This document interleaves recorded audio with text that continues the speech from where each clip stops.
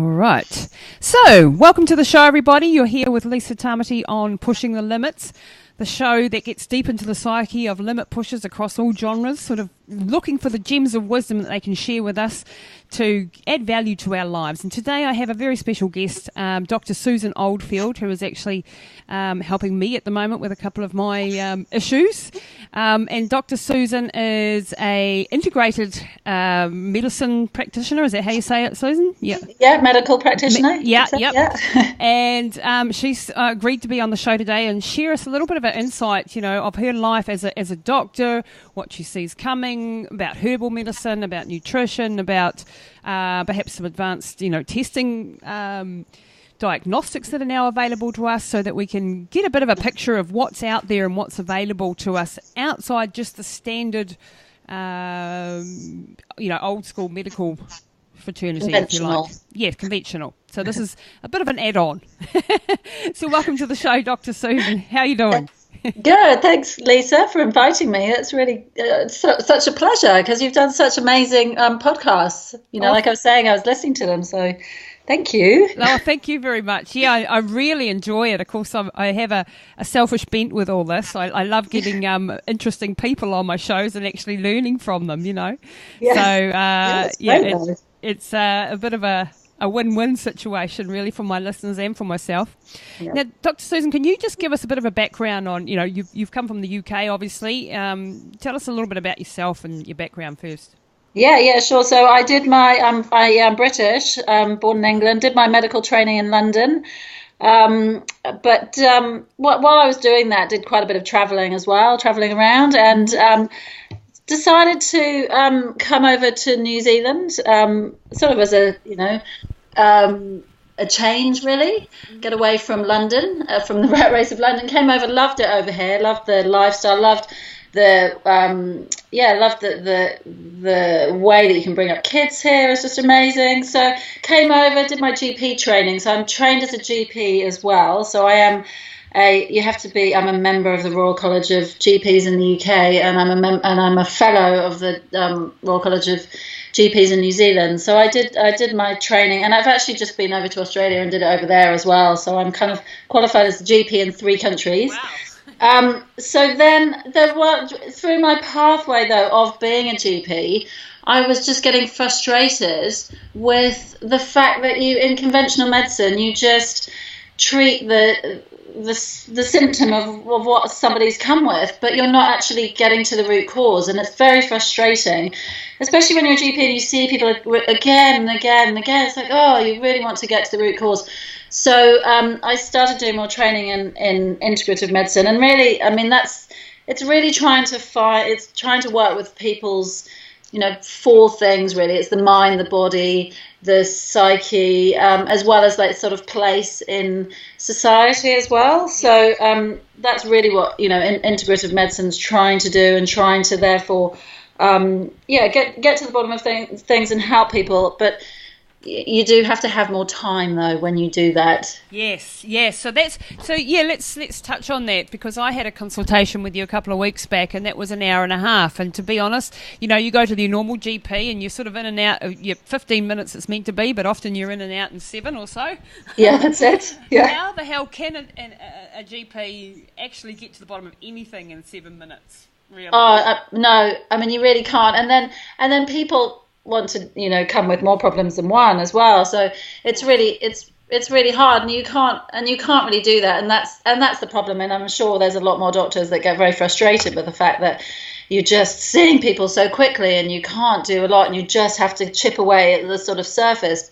And that's the thing, you can't in 10 minutes, whatever you get, and then you've got to do your notes and everything as well, and refer people, or write letters, or look at people's results, and so you really can't. And so that's what you just have to have more time if you want to do integrative medicine, because otherwise you might see someone just for a sore throat, and that's all you can do. You can just go, well, you've got a sore throat and you might need antibiotics, but it's so frustrating, because for example, you might see a 15-year-old girl with recurrent sore throats. It's like, well, why? If you just had a sore throat needing treatment 2 months ago and 3 months before that, and what's the cause of that? So, that's why it's so frustrating. And then, I like to go, well, we probably need to look at what your iron's doing, or we need to look at what your zinc's doing, or we need to look at, how you're coping with your life. What else are you doing? So. Your stresses so it's really getting to that. So when you go to an integrated practitioner, obviously it's going to cost more, which is the biggest hurdle for most people to be able to access this sort of level of care. But in that, that hour and a half that we had the other day, we went really in depth, didn't we? And I've been sharing actually on my podcast a little bit of my journey, just to, be open to people of the trials and tribulations of a post 40-year-old woman, nearly on the other 50 end, but and some of the health journey questions, and being an ex-athlete, and and some of the troubles that I've had. So I don't mind sharing, if you want to share some of the stories that we talked about. But what I found fabulous about the time I had with you, I really got to get to the nitty-gritty of everything that I'd been studying, because patients are coming now to doctors, and they've got an idea too. They're not silly. They're not completely uneducated. No, that's right. Dr. Google is a very helps really a lot, actually. And there's some great resources and lots of good resources. Is it a big challenge actually for doctors? Having educated patients coming to them, or semi-educated? Yeah, I mean, I think that's fabulous, because I want people to. I don't want to be a doctor. Some people like to be a doctor and just say, right, this is what you're doing, and you have to do it. And if you don't do it, then I'm not interested in treating you. But for me, it's a shared. It's if somebody is interested in their life and in how they look after themselves and what they want to do to better themselves. And that's just so good to work with people like that, because if they're actually looking, researching, have questions, and then come to you, that's like, great, thank you. That's great that you're looking at those things and thinking that could be your problem, because it also leads you down the path of, okay, well, that could be what's going on. Why don't we investigate? You're worried about your hormones. Let's, look at that path. And so it's great that people then have an image of where they want to go, and guide you. So, I mean, sometimes people will come up with crazy things. They'll be like, I've come up with this, I've diagnosed myself with this horrific thing. And that, I mean, that's good as well. I mean, you can just go, okay, let's work through that. And why have you come to that? Why are you worried about that? Why are you worried you're going to get cancer? Or where did you get that from? So that, I mean, that's an interesting pathway, and you can try and guide people and go, well, let's look at how that's not the case. And it's but you're right. I mean, you were saying about the time. You need more time. You have to have more time, and it's not, when you go to see the other problem as well for me at the moment is, when you're an integrative doctor, usually you don't get funded in the usual public system. And so as a GP, when people go to see their GPs, people don't always realise that it's partly funded by the government to go and see your GP. So when you work privately, you don't get that funding. So you've got to obviously charge a bit more for your time as well. Right. I wasn't aware of that. I thought it was just strictly the time that you had, and you were paying that extra. Do you think that the medical system, the way it is at the moment, has got some big holes in it? Outside of the integrated practice. I've had a couple of guests on the show, doctors, and I had the CEO of Middlemore Hospital, and he explained to me some of the challenges within the hospital and how that all works. And as being a patient, often in the last year or the last couple of years within the family, I've seen a lot of holes in the system. Do you see that a lot of it's broken? Is it not enough funding? Is it too much work for the staff? Is it? I mean, I think it's question. I know. I know that is a big question, because there's lots of. There are lots of issues with that, and and there's not enough funding. But I mean, how do you ever get enough funding? It's just the American system, where they've got almost endless funding really over there, has gone to the extreme of where people expect massive amounts of input and testing and scans, and which has gone to the other extreme, which isn't ideal. But I always feel and you're right, experience in hospital is so important. And I was talking to you about my daughter, so that was in hospital. So I had the experience of sitting in a hospital again for a week and being at the other end of doctors talking to you. And I ended up writing to the hospital to say thank you very much to some people, and giving my feedback to say that you've got to, when you're a doctor and you're doing your training, the most important thing is how you talk to a patient. Yes. It doesn't, how you interact is so important for the people who are so worried about their health, and taking that time is important. And I always feel that you don't always learn that so much as a medical student. So I think more so nowadays, but not as much. And if you're actually at the other end of being a patient, it's so informative. And having that and then having that ability to be able to talk to patients is so important. So no, and you're never, and it would be fantastic if there were more doctors funded. There's definitely not enough funding in the hospitals. You can see it. There's not. You work at night as a doctor, and you've got hundreds of patients you're looking after. Wow. It's ridiculous. I mean, it's insane how bad that is. But there is huge holes in the funding that's coming through from the government. But I don't know how that's fixed really. Yeah, it's a big tax. It's a big question, obviously. Yeah. Do you think that big pharma has a and companies that provide the medical devices and things, do you think they're taking the mickey out of us to some degree? I mean, the prices of some things seem ridiculous. Yeah. And I know there's a lot of case studies out of the States where they've proven that the pills cost a few dollars and they're charging thousands of dollars for them.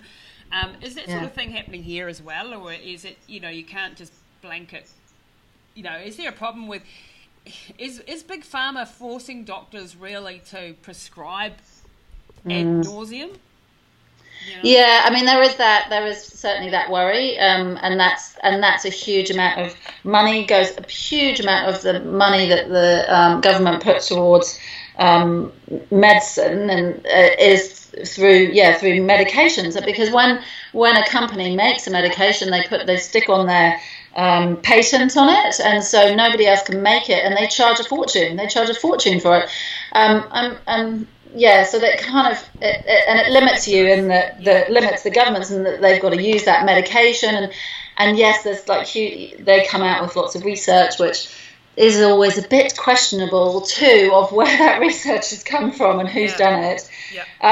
And so, there's a lot of money that goes towards the pharmaceuticals. That's the pharmaceutical, and that's partly. I mean, that's another reason why I prefer to with integrative medicine is trying to help people to change their lifestyle or use nutrients, so they don't have to rely on taking medication that's expensive, because you don't always need it. I mean, there's this huge problem, say, with diabetes now that's around, and so many people could reduce or come off. Some people can come off medication if they just looked after their lifestyle better. Yeah. So, but prevention isn't a sexy word, is it? No, it's easier. Massive. And my plan now with another doctor is to be able to be a GP, an integrative GP, so people can enroll with us, so that then people can get funded treatment to see us, so that we can actually, and there's lots of people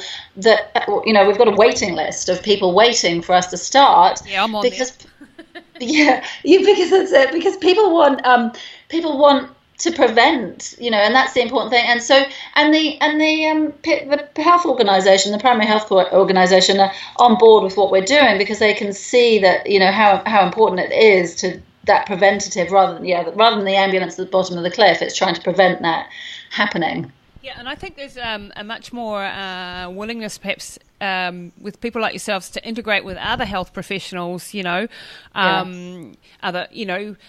can see in future. You listen to a couple of my podcasts with epigenetics, and I've got another one coming up with a doctor who specialises in DNA testing. Mm-hmm. I see the future of personalised health and fitness being a very rosy picture of integrated working with other professionals, with from trainers through to massage therapists, through to herbal, through to nutrition, through naturopaths, through integrated medicine. And I'm hoping that, they can all talk to each other and start to offer, a one-stop shop, or, at least cross-offering services to patients, because even as a coach, we're starting to offer epigenetic testing. We're starting to offer, because when I have an athlete that comes to me who's burnt out, got adrenal exhaustion, and they want to run 100 Ks or 100 miler, I've got to try to talk them in, and I need the proof. I need the test to say, look at what your adrenals are doing, or look at what your stress levels are doing. We need to first fix that problem before we can send you on this big, huge mission, or that type of conversation, rather than just, we're going to train the hell out of you, even though I know you're burnt out. I take that responsibility even as a coach, not as a doctor or anything like that, but I take that responsibility very seriously, because it's one thing to download a marathon program off the internet. It's another thing to actually have someone look at your situation, your body, and to do, we're just integrating that sort of technology now. It's not even online yet, but it will be shortly. And I think that's a really exciting prospect. I mean, what do you see in the DNA and epigenetic space? Do you use that sort of testing as well? Yeah, definitely do. Yeah, we do use it.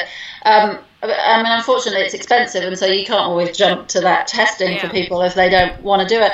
But often you get to a point where you say, look, because there'll be a few issues that will be wrong with someone, and you say, you probably should have DNA testing, because the reason maybe that your vitamin D is low is because you don't have the receptors aren't working properly, which you can genetically test, and or inflammatory markers won't come down, and you can test the inflammatory markers and show, well, you genetically have an issue with that, and you're going to have to work really hard to improve that. So it's definitely, I mean, personalised medicine, is huge. It's definitely really, really important, and that's the other thing as well. With unfortunately now, what's happening in conventional medicine is that there's people are going, right, you've got to follow this protocol, and this is with this say they've got high blood pressure, you need to follow this step, and it's no, that doesn't work, because that person, they might have a problem with their sodium, and that's why their blood pressure's gone up. So that doing that model's not going to work. So it's so important to be personalized, and that's and then coming back again to that time of talking to people to try and sort of tease out what's going on with them, to try and guide them towards, well, do you need those genetic testing, or do you need the adrenal testing, or do you need the hormone testing, or do you need the methylation testing, or all these different pathways. But the other thing, when you were saying with working with other practitioners, part of the reason I was saying I was in Australia was that I worked in a fabulous medical centre. The reason I wanted to go there was to work in an integrative clinic over there. And so the way that worked was that there was 5 doctors, and also there was a nutritionist, a dietitian, a psychologist, a exercise physiologist, a whole load of different people, and we would then all be able to help each other or refer to each other. And also what we were starting to do was do combined consultations. So quite frequently I would do a combined consultation with a naturopath, so that then we'd be like, okay, this is what our plan is, this is what we need to do, and so we would work together on how to best to do that for people. I see that as being absolutely fabulous. That would be a dream, to have a one-stop shop where you can pull in the experts that you need for this particular person and say, hey, come along, fitness trainer, come along, psychologist, come, or whoever along, and all of this, unfortunately, it does come down to money and who can access this and who can afford to do all these testing. But at the end of the day, you've also got to consider, in my journey recently with all the hormone dramas, I've spent literally thousands of dollars on testing, on supplementation, on consultations. But, for me, it's an investment in life. It's what I value. I don't have money to throw around, but for me, it's more important to have that than a holiday because, so it's what.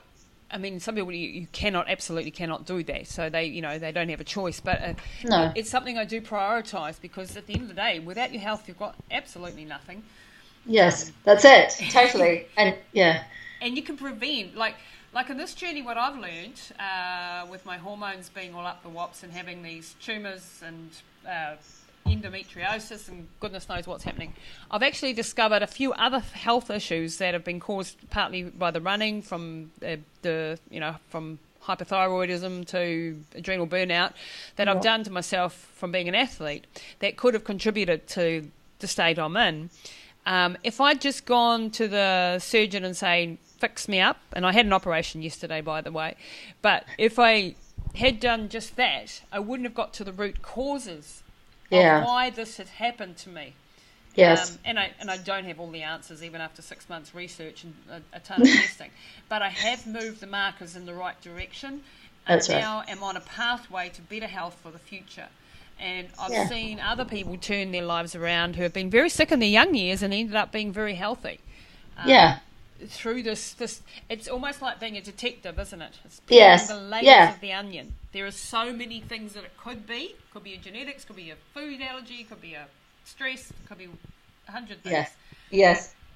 I know, and that's it. And it's trying to go through those things and work out what best works for you. And that's the thing. And then it's trying to, and you're right. It's also trying to work out what people can afford and what people can do, and to guide them, and to maybe suggesting some other things that they could do in the meantime, just without having to do testing or anything expensive if you can't afford it, or just and there's a lot of people that can just benefit from simple things. And unfortunately, I mean, part of also the funding issue is that there's certain tests that as a GP you can't get funded. So if someone comes along to you and says about getting a blood test done, there's certain tests that you can get funded, and that's just the simple things like your blood count and your iron and your kidney function. But you can't get, so for example, vitamin D that will often measure maybe for bone health or for brain health or for immune function.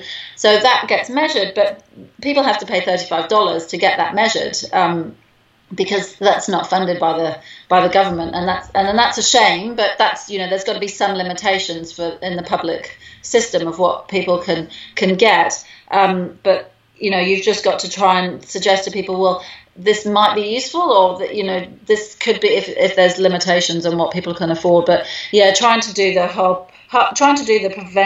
preventing really, and even just, I mean, I try and also do the simple things that can be done of just changing people's food intake.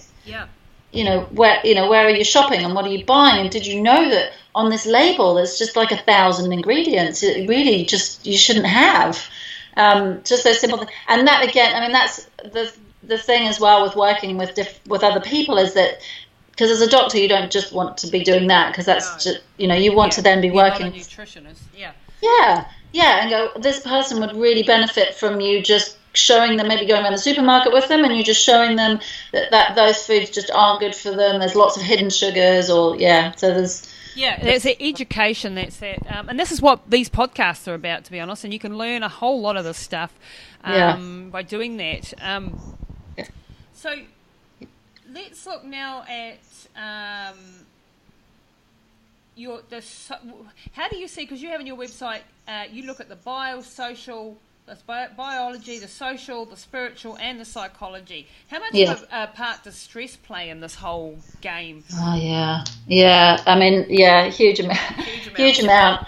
And it's so important for people to be aware of that, because I mean, lots of people aren't aware how important stress is for lots and lots of illnesses, so many illnesses, and so many also just how you're dealing with something that's wrong with you. For example, a big thing now for people, is pain, how people cope with pain, and you may have had an operation, or you may, and people can end up with chronic abdominal pain, say, after an operation, because they've been stressed when it's being done, their body hasn't dealt with how that pain pathway, and so that's a huge thing for people to, for you to say to people, look, you've got to do something about it. You've got to re-look at how you're managing your life, and that's just, with pain. And then there's lots of, obviously nowadays people are talking a lot more about adrenal fatigue and stress with adrenals and things. And a lot of what's thought now is that it's not necessarily that your adrenals are tired out. They can be working hard, but it's how your brain is corresponding from all that stress hormones going off, how your brain is eventually will go, I've had enough of the stress hormones, I'm just going to shut off. Yeah. And that's the whole adrenal fatigue of you become just fatigued because your brain doesn't want to cope with it anymore. Yeah. And so you get people who have a spike in their cortisol, don't you? And they've got their cortisols up too high, and then you get the extreme cases where there's got nothing. And yes. It's low all day and all night. And they're in deeper trouble. I mean, Yes. And I mean, I don't think we fully comprehend, and I certainly didn't, coming from the world of push harder and go better and be stronger and be tougher and mental toughness, and which we need resilience, we need mental toughness, we need all these things. But what I have learned as I've gotten older is the importance for recovery, balance, and putting fuel back into the tank. And it's very, very hard when you're a busy business person, or you've got kids, or you've got a full-on career, and you can't just drop the ball. No. If you're a driven person. Or you're a driven person. You can't go and sit on the beach and go, well, I'll just sit back in the chair and chill out. No. And then it can stress people out as well, because it's like, I should be doing something. Hold on. I can't just sit here. That's the actually anomaly that I have in my life. People tell me, just relax, stop, slow down. But it actually stresses the hell out of me when I do sit down and don't do anything, because I'm an active person. Thinker. I need to be learning and growing and stuff. But and it's the trouble of our digital world, and it's trying to balance that, and I definitely haven't got the answer for all that yet. But I am realising the importance of putting back in, of the importance of meditation, of breathing exercises, of yoga, of all of these. There's a lot of the traditional medicines that that have passed down through centuries or thousands of years, and were for a long time poo-hooed really by the medical world. And I think now the science is catching up to say, well, hang on, there's something to this.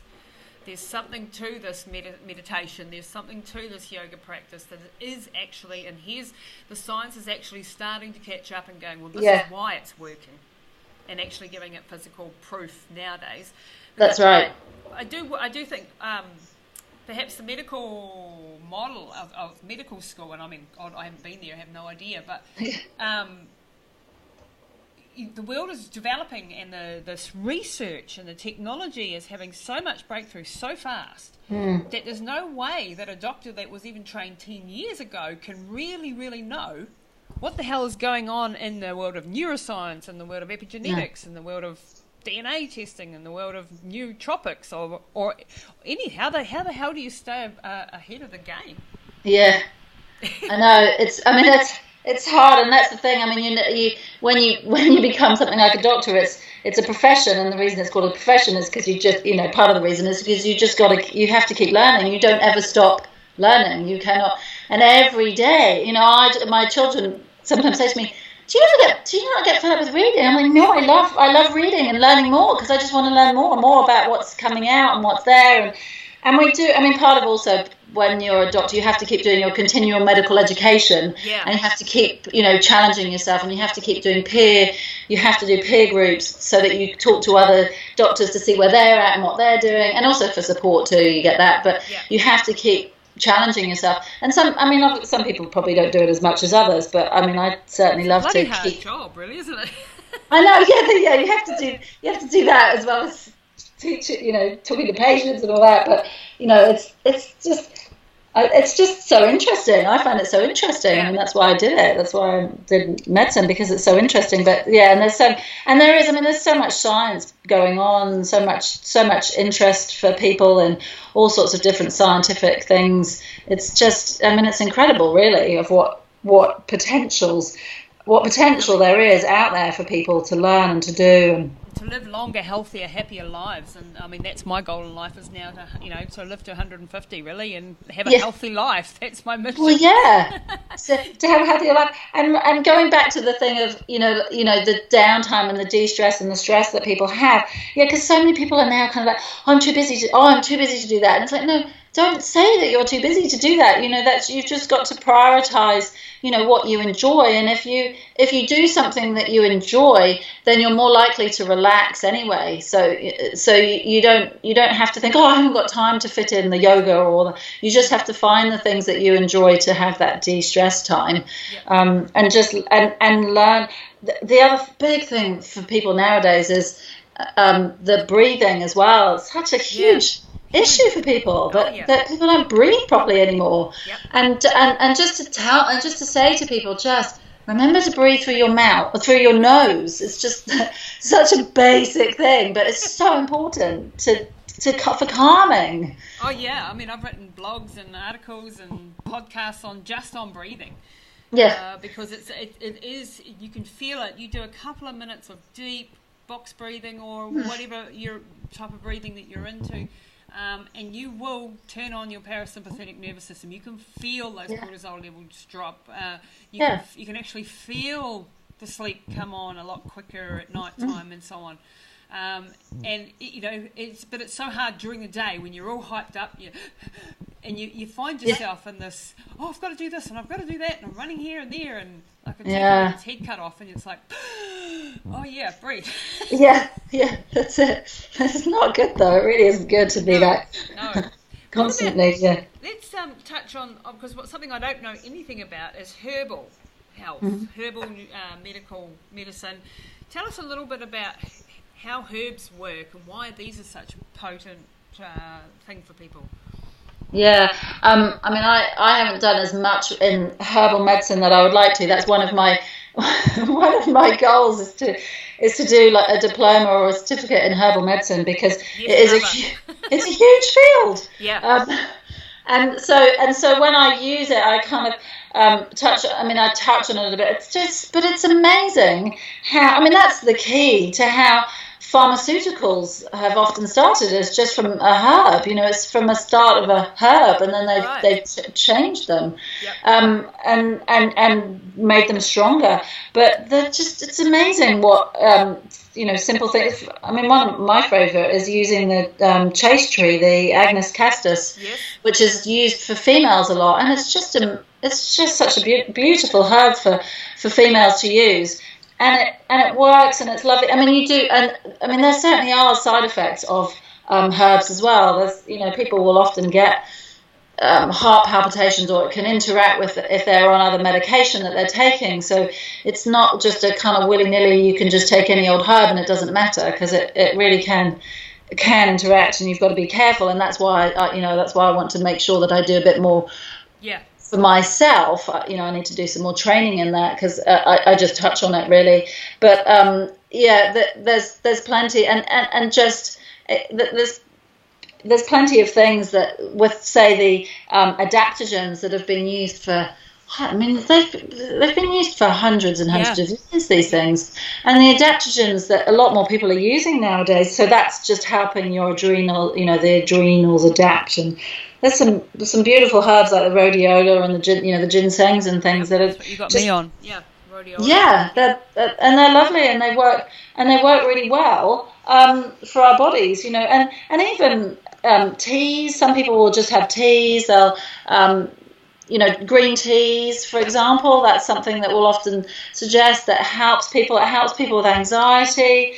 So it's amazing what they do. And when people are skeptical, when you say, well, herbs are useful, and unfortunately, I don't know why, but in New Zealand, I've found that people have been a lot more skeptical, because in the UK we did used to use and get taught some herbs as well to use, and it was used, and certainly over in places like Germany, they use a lot more herbs. So in the European continent, they use a lot. So I don't know why here it's been sort of shut down more. We're a bit behind on quite a few areas, I'd say. Yeah. Yeah. But yeah, I mean, there's been lots of research too on, say, St. John's wort, on how beneficial that is for. It's just as good as antidepressants to help people with depression. Without all the without a lot of the complications that you get with drugs. I mean, there are a lot of side effects that are worse than the actual problem. Yeah. Yeah. And where I have an issue with is being prescribed, just willy-nilly, because people, I think patients expect when they go to the doctor, they get a prescription, they get a pill to take, and it'll fix it and go away. And that mentality, I think, is ingrained in our society, and that is not really the real world. If there's a little white pill that can fix it, that'd be fantastic. But reality is, we probably need to make some lifestyle changes. We probably need to have some herbs. We probably need this and a bit of that, and to work on a whole raft of things. It's not just if you've got irritable bowel syndrome or diabetes, take this pill and you'll be hunky-dory. Yes. Yeah. We all want that. Of course, we'd love that. The lazy part of us says that would be fantastic. Let's go to the doctor. They'll give me a pill and I'll be sweet. But to be realistic, we have to look at a more holistic, as to coin a term. Yeah. And work at it, inch by inch to take away. How big a thing do you think exercise is in all of this? Really important, and just going back to unfortunately what happens as well is that you're right. There's some people that don't want medications, but certainly a vast majority of time when people come to see a doctor, they're like, well, they expect you to be giving them something, and and they're wasting their money. They're wasting their money. And sometimes people will say, can you not give me something for that? And it's like, well, no, I can't give you something for that, because you need to do some exercise, or you need to do your breathing, or you need to do something else that helps. And going back to the pain model, that's often people end up on these pain medications, and then they'll get more pain medications, and they'll keep going, and it doesn't help the pain, because people are still holding on to that psyche or something. They're still holding on to some issues about the pain. Certainly exercise is a big thing for people to be moving in some way. And the big thing as well is trying to convince people how to fit that in as well with their life, and the best ways of getting around it. And I try and, if people look at you and go, how can I fit in some exercise? How can I fit it in? And I just say, so I've got some simple little things that I just say, well, if you're sitting down, just stand up and down 10 times, because that just works your thighs, and then you've just gone and done some great exercise. That's called incidental exercise, and it actually brings more than going to the gym for half a day, half an hour. So if you just mow the lawns, do the gardens, do whatever jobs you're doing the housework, but doing it a bit more actively and a bit more, and standing instead of sitting, and walking instead of taking the car. All these little things that we can integrate. And for me, that is a total excuse. And if you're sitting watching TV, you can be rolling out on the floor and doing some mobility work. That's right. I can preach on that forever, but there is never too busy. Are you too busy to wash your teeth or brush your teeth? No. So, okay, well, it's all a matter of priorities, and it's all a matter of your identity. If you identify yourself as being an athlete or a sports person or someone who exercises, then you will do it, because it's part of your identity. So it's changing people's perception of who they are, I think. And so there's a lot more psychological and educational work that needs to go into things than just here's your training plan, you won't do it anyway, but stick it on your fridge, Yeah.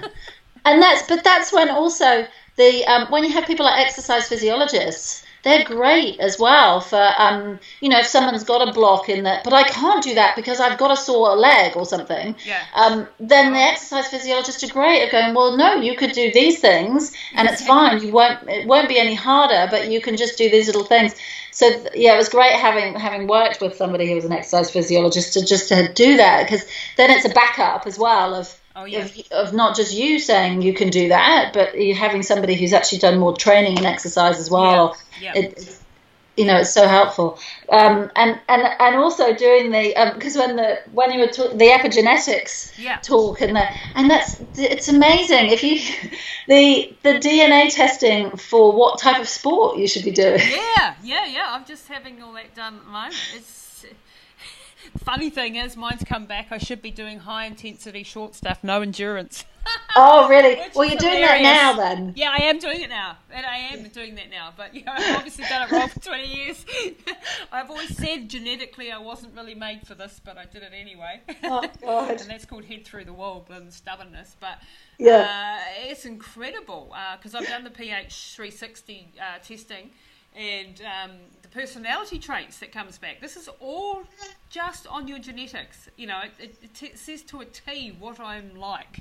Which is frightening, and it actually gives you permission to be you. You start to understand that you're an expression of your genes, and yes, you can turn on and off genes. So it's not absconding you from any responsibility. And I've got no talent, and I don't have to do it. But it is giving you, okay, this is the way I learn. This is the way I think. This is what I have to be aware of. I've got these personality traits. Be aware of those. My genetics have come back and said I've got anger issues. Oh, really? Could have probably possibly be. I thought that was hilarious. And it's going to be able to tell us all of this wonderful stuff. In fact, I've got next week's podcast actually coming for the listeners out there on DNA testing. So epigenetics is slightly different. So the difference, Dr. How would you explain the difference there, DNA to epigenetics? The DNA is what you're born with, and the epigenetics is how you're expressing your genes currently. That's it. Yeah. Very good. So, I think that's all a very exciting realm to be involved with. Oh, definitely. Yeah, and like you say, it just helps people to have a bit more of a goal and go, oh, okay, so that's me, and I can work with that kind of exercise, or I can work with that kind of diet, because I know now that that's what my DNA is showing, and so it's great. It's a great tool for people. Oh yeah, this one is called ph360.me is the website. Check it out because it really comes back with the comprehensive reports. One of the interesting parts I found was the social interaction, how you work socially. Best, whether you're more introverted, whether you recover when you're alone, or whether you're a person who needs more interaction. Right. All of those things that can just make you go, aha. Okay, so it's okay for me to go and have coffee with my girlfriends because that's what I need. And it's there on paper. That's it, And it makes it okay because often you can feel, in society, and some people can feel that they've got to do certain things, they have to do this, or they have to go to the gym, or they have to, and then it's well, no, actually I don't, because that's not going to work for me, and so it's good. It helps you really hone in on how you will get to your goals with your set of tools. Yes. And it makes it easier. And it makes it easier for people as well to be able to do that. Yeah, I think this is very exciting. I'm going to do the training in that very shortly. Oh, yes, good. Look, Dr. Susan, I've taken up enough of your precious time today. I thank you so much for sharing your wisdom with us all. Have you got any other sort of parting words of advice for people who want to take control of their health destiny and not just, What are the three biggest things that we need to do to keep on top of our health? Well, I think the three things, there's probably the things that we've probably talked about, the diet, the some sort of movement, not necessarily, you don't have to necessarily call it exercise, but some sort of movement is so important. And the diet really doesn't have to be a diet. It just has to be, sometimes people have to have specific diets for certain things, but just making sure that you eat lots of vegetables and you just eat whole foods is so important. That's just what I'm always trying to get to people, at people. It's so important to just eat just whole foods, nutritious foods. The movement, what works best for you and how you can fit it in. And just having, and then your psyche, have some enjoyment in your life, have something that you enjoy, that you can laugh at. You want to laugh at something every day because that's so important. Oh, have good relationships with people and feel, and enjoy yourself. And it's so important to do that as well. So that's what I would say. Top three, yeah. And look, I'm excited just to be one of your future patients at your new GP clinic. I can't wait till you're up and rolling. So hurry up. Trying to. Trying to hurry up. No, that's great. Thank you so much, Lisa, for having me on your show. It's been absolutely wonderful. Thanks for your insights, and we'll keep everyone. Where can people find you? Obviously, you're based in New Plymouth, but people can find you on the website. Do you do anything remotely? Can you work with people remotely at all through Skype? Yep. I work with people. I Skype with people sometimes. In different parts of the country. So people can get hold of me just on my website is www.drso.co.nz, so DRSO. DRSO.co.nz. That's it. Dr. Susan Oldfield. So DRSO people.co.nz is where you can find Dr. Susan. So if people want to book a consultation, they can do that even when they're not in New Plymouth and not lucky like me. Yeah, that's it. Yeah, because I think, this is the miracle of technology. We can access wonderful experts over the internet. Well, thanks for your time today, Doctor. I really, really appreciate it. And I will no doubt be in your clinic very soon getting a follow-up. Take care. Okie dokie. See you. Bye-bye.